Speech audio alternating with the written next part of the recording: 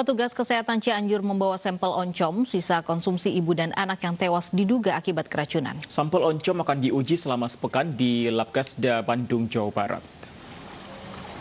Pasca meninggalnya ibu dan anak yang diduga akibat mengkonsumsi olahan oncom di Cianjur, Jawa Barat, petugas medis puskesmas setempat langsung membawa sampel oncom ke Dinas Kesehatan Cianjur untuk dilakukan uji Labkesda di Bandung.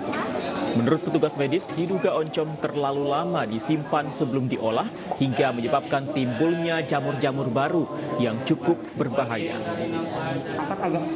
Puskesmas mengamankan apa, Bu? Ini sampel yang kemarin dimakan sama oncom sama nasinya itu diambil untuk dijadikan sampel pemeriksaan untuk ke laboratorium. Dalam bentuk apa itu, Bu, oncomnya, Bu? Udah bentuk udah diolah di sangrai, udah disatuin sama nasi kayak gitu. Ditutup gitu ya? Ya, tutup oncom kayak gitu. Nah, Bu? Pakai bumbu-bumbu gitu yang lain. Sebelumnya seorang ibu dan anak di Cianjur, Jawa Barat meninggal dunia usai mengkonsumsi oncom. Oncom diterima dari tetangganya namun baru dimakan 2 hari setelahnya. Setelah makan oncom, korban sempat merasakan mual. Polisi mengamankan sisa oncom yang belum dimakan untuk diperiksa kandungannya. Juga memeriksa tetangga yang memberikan oncom kepada korban.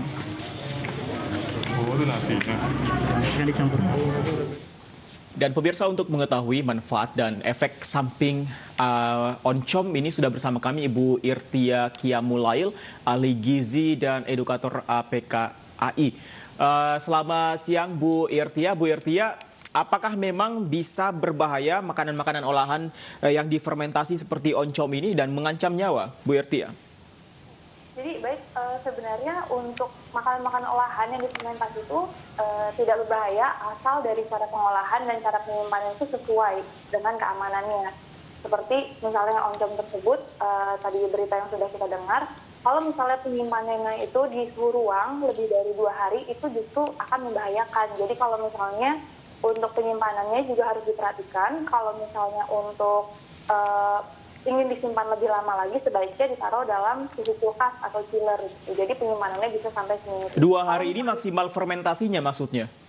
2 hari untuk maksimal penyimpanannya, Mas. Jadi kalau misalnya di suhu ruang, untuk penyimpanan oncom itu sebaiknya hanya 1-2 hari. Karena kalau misalnya di udara yang terbuka seperti di suhu ruang itu akan sangat mudah untuk terkontaminasi bumi yang bisa bersifat kontaminan dan berbahaya bagi kesehatan. Oke, Dokter Irtia, ini kandungan berbahaya apa begitu yang terdapat di dalam oncom ini setelah memang 2 hari disimpan sehingga memang bisa mungkin saja menewaskan nyawa? Jadi untuk kandungannya memang sekarang sedang diuji untuk sampel mikroba apa sih yang terdapat di oncom yang dikonsumsi oleh ibu tersebut, tapi kemungkinan bisa salah satunya itu dari jenis ini. Jadi memang untuk kontaminannya banyak sekali berbagai macam jenisnya, tapi salah satunya bisa dari sini, seperti misalnya Aspergillus, itu bisa memproduksi zat racun yang bersifat mitotoksin yang bisa membahayakan dan memberikan sifat racun untuk tubuh kita. Oke, Bu Irtia, ada dugaan sementara bahwa oncom yang dikonsumsi oleh korban ini karena adanya bakteri-bakteri baru.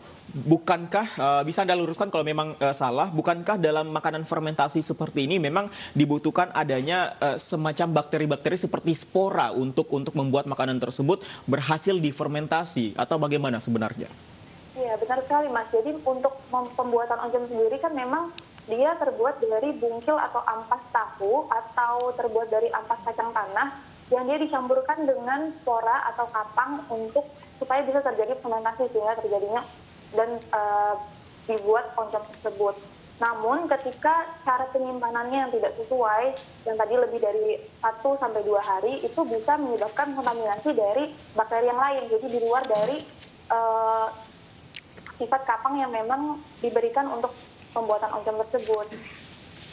Kemudian apa ini yang harus diwaspadai terutama ibu-ibu saat akan mengolah oncom?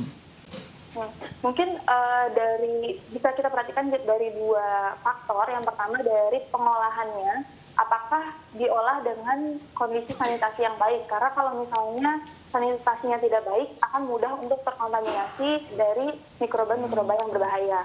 Lalu kedua, dari sifat lama penyimpanannya. Oke. Kalau misalnya, Oke, singkat saja Bu Wirtia, ada cara mudah tidak mengenali makanan fermentasi yang sudah berbahaya begitu, mungkin dari baunya atau dari teksturnya?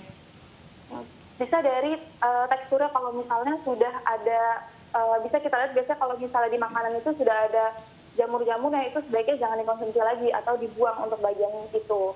Begitu. Dan dilihat dari cara penyimpanannya, kalau misalnya di suhu ruang itu maksimal 2 hari, itu sebaiknya sebelum 2 hari itu langsung segera dikonsumsi. Kalau misalnya mau lebih dari itu, sebaiknya disimpan di kulkas.